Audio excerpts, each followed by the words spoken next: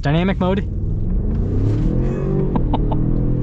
Hey everyone, it's Ben Hardy here, and in today's going to be going over a Range Rover Sport First Edition, aka the Sport with the V8. Before we get into this video though, I do want to mention that this particular Sport is available for sale for the time being at the Land Rover here in Lehi, Utah, that does not charge any sort of markups over MSRP. So if you want a great deal on a new Sport with the V8, then reach out to them, ask for Jordan so you can make sure that you are in their sales region. And then on a side note, if you want to save time and money the next time you purchase a car, link to my car buying guide in the description down below. Let's get into it.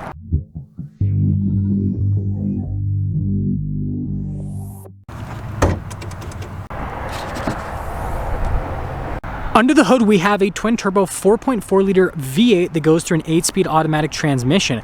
Fuel economy is 16 around town and then 21 on the highway, with power outputs being 523 horsepower and then 553 pound-feet of torque. Now, before we go to the front end, I do want to mention, if you want to see more videos just like this, then I recommend you subscribe because I post content every single day. So starting with the hood, you guys can see pretty simplistic with the design. You got the Range Rover logo on the front, and then you got those black accent pieces on either side. And then popping down below, you guys can see the lights super bright. Got the cool LED daytime running lights. And then notice that all of the grille action is all blacked out, which is actually really cool looking. And then we actually have these little fog lights at the very bottom. And putting it all together in bright red, this thing looks really cool. So our tire and wheel setup is 285, 40, 23 in the front and over in the rear as well. And you guys can see the wheels are all blacked out, which looks really cool. You got the red brake caliper, which actually matches with this particular car. Now, something else to note is this does come with rear steer. So this has all-wheel steering, which is also cool. And I guess I should look at the back wheel when I talk about that. Now you've got another minimalist accent piece here on the side, and then you guys can see how the mirror caps are blacked out, the roof is also blacked out. And when you put it together, it has that signature Range Rover Sport look. And then here's our key fob. You guys can see we have the unlock function, lock function. This is to turn on the headlights, and then this is to open up the hatch, which I gotta move out of the way so it can actually open up. Popping inside the rear of the Sport, you actually have quite a bit of storage space. So first off, you guys will notice we got the cargo cover here at the top. And then you guys can see the little outlet there on the side. And then we actually have a bunch of controls here. So you guys will notice that you've got the controls to raise and lower the rear end, because this also does come with air suspension, and then also for the seats as well.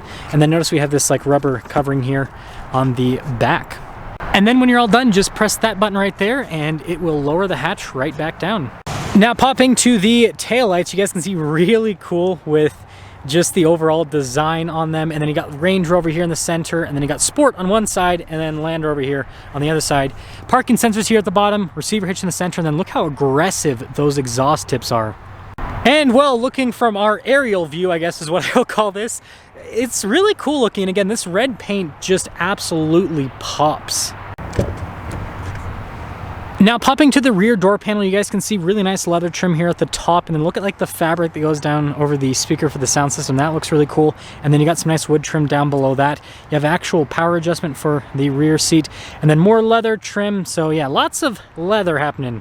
So popping over to the seats, really nice leather trim here, and then you guys can see in the center perforated, which also looks fantastic. And then popping into the back here, legroom is solid. You got a little storage pocket right here, and then we've got some vents in the center, and we have our own climate zone here in the back for each passenger, which is really cool. And then notice we have heated seats and cooled seats here in the back, which is another nice luxury feature. And then you guys can see the little storage, or not storage rather, the little charging port area down below. And then headroom's also solid back here. And would you look at that? This also happens to have, whoa, a center console / cup holder armrest. Now with the front door panel, again, really nice leather trim, and look at the fabric down below, and then you can see the wood trim down below that. And then we've got really nice stitching here. All of our seat adjustments, notice memory seat functionality built into one control. We've got our window controls, and then all of our adjustments for the mirrors. The mirrors do power fold in, and they've got blind spot monitoring. Now with the front seat, again, look at that really nice leather trim, and then perforated all down the center. And these seats are super comfortable.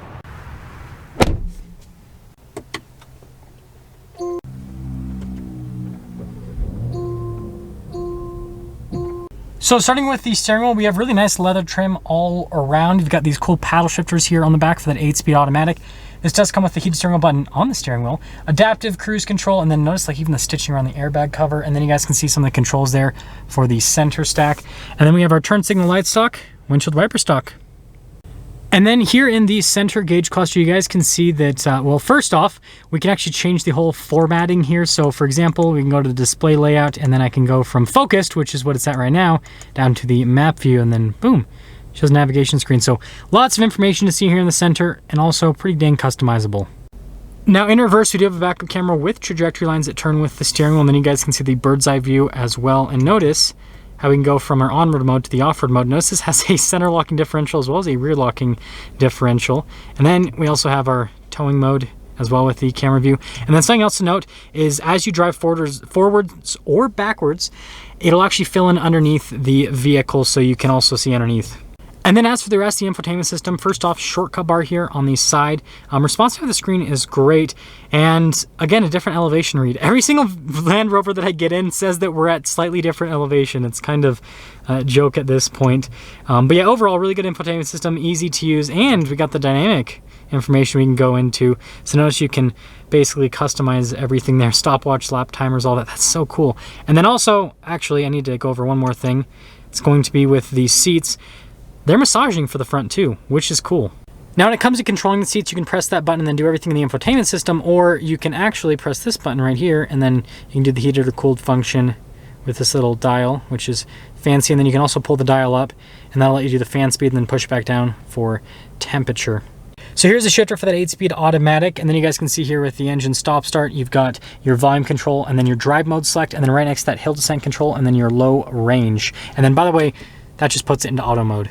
But speaking of the different drive modes, you guys can see you got an eco mode, you got a dynamic, and then you got a comfort, grass, gravel, snow, mud, ruts, sand, rock crawl, wade, and then configurable. So it will change, different things with the engine, transmission, and also the suspension. And it does give you a cool little animation here in the center with the different drive modes too. So I think overall that's also kind of fun and fancy, let's say that.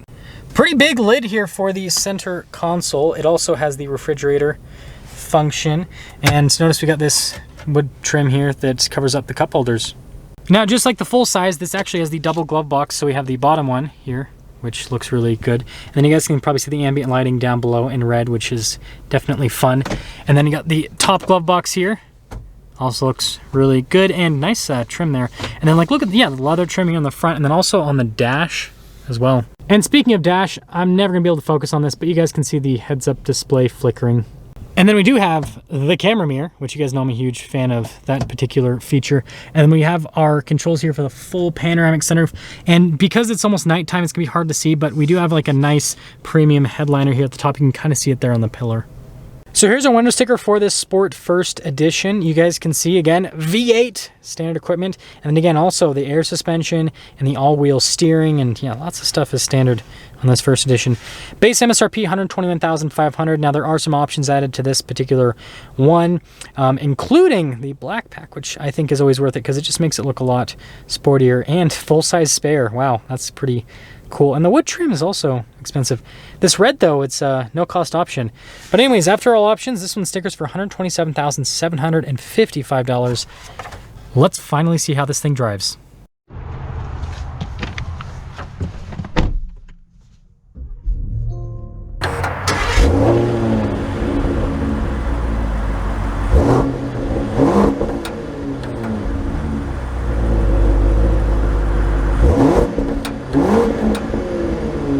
Let's talk about visibility before we set off. Here's your visibility over the hood, and hopefully you can now see the heads-up display a little bit better. And then both the mirrors do blind spot monitoring, and then throughout the rest of the rear. And let's set off. So setting off in this Sport, and actually I got to put my tripod down so that doesn't fall later. I'm super excited to finally be able to drive this because I've been wanting to drive the V8 version of the Sport for so long. I've driven the V8 version of the Defender, the Jaguar F-Pace, the new full size, literally everything, but not this Sport. So this will be exciting for me to see. And I will tell you, the all-wheel steering helps out so much. This isn't a huge vehicle, but it really makes it feel small, really small, and considerably smaller footprint compared to the full size. That's what it feels like. Gonna put that massage seat. Oh man, I love massaging seats, and these seats are so comfortable, by the way. This is such a good vehicle. That's just partial onto it. Let's actually put it in auto mode. Suspension's so good. So Land Rover just does a really good job with their air suspension in general. But yeah, on this new Sport, it's so comfortable. And I drove a Sport back-to-back with a full-size earlier last year for a comparison video. And, you know, what I found is they're pretty comparable in terms of ride quality. It's really close. But, like, yeah, I mean, the fact this has 23-inch wheels and it's this smooth is insane to me. And the thing that I imagine is, like, get rid of the 23s and put the smallest possible wheel you can on this with a little bit more profile on the tires. And this thing would just, I mean, I don't think you could beat it with ride quality. It's that good. It really is. And so quiet, too. That's one of the big differences with the modern Land Rovers compared to, you know, some other, you know, luxury vehicles is just considerably less road noise, way more comfort on every single aspect. And that's what I see, like, the big difference between this and, like, an Audi, a BMW, even some Mercedes. Mercedes is really close to this, but it seems like Land Rover has, like, almost, like, surpassed Mercedes, unless it's, like, the new S-Class. The new S-Class really smooth, but, like, most other ones. But anyways, dynamic mode. Oh, man. I also drove the F-Pace SVR. Yes, I know. My job is awesome today. And, well, let me tell you, this feels just as quick as that, but this doesn't have the same, like, drama as the F-Pace, because the F-Pace is a little bit louder, suspension's harsher, and so it's kind of, like, more sporty in terms of, like, how that feels, whereas this, definitely softer. This is more luxury car. This is like, you drive it around, you know, just comfortable cruising 99% of the time. Then, you know, every so often when you want to overtake someone, then you get on it and then you're like, oh yeah, this thing has a V8. Whereas I feel like the SVR, that Jaguar SVR, you want to get on it more often. Oh look, they cleared out the driveway just for us. Yeah, when you go over bumps and everything, it's so, that was just a little dip there, but yeah, it's so comfortable. This thing is such a good car. If I could afford Range Rover Sport depreciation, I would buy one of these. I'm serious. I really do love the new Sport so much because it's like the perfect size to where you basically can still fit in parking spaces comfortably. It's still fun to drive, but then you can also fit people and stuff in it. Oh, it's so fast. Wow. It's just the best of everything. Seriously, they've done such a good job with this new Sport. So yeah, I think that you know, sums it up pretty well. Is if I again had the money to afford Range Rover Sport depreciation, I personally would buy one of these, because I think the new Sport, especially with this first edition package with the V8, it looks good, it drives amazingly well. Like, this is such a good luxury car. It's also a really good performance car, and you know, as an all-around vehicle, I feel like it ticks a lot of boxes. Now, it still is a Range Rover, so like it still, you know, has quite a bit of body roll because it's a bigger vehicle, but you know, it's an SUV. I'd rather have comfort rather than like sporty handling. If you want sporty handling, get the Jaguar F-Pace SVR. And honestly, I would rather get this over the full size. I mean that, because I don't know, I like this Sport packaging a little bit more, and I like the pricing too. Like, this has everything I could ask for at under $130,000, whereas with a full size, I feel like you have to get an autobiography to really get, you know, the features that make it feel good, you know, like worth it. And that's like, what, $150,000-$160,000? Yeah, it's more like $160,000. Let me know what you guys think about this new Sport. Would you get this over the SVR Jaguar F-Pace? And then would you get this over the full size? That's gonna sum things up with our video on this Range Rover Sport First Edition. Again, a huge shout out and thank you to the Land Rover here in Lehi, Utah for giving me some time with this Sport. Check out the inventory in the description down below. Ask for Jordan. I'll see ya.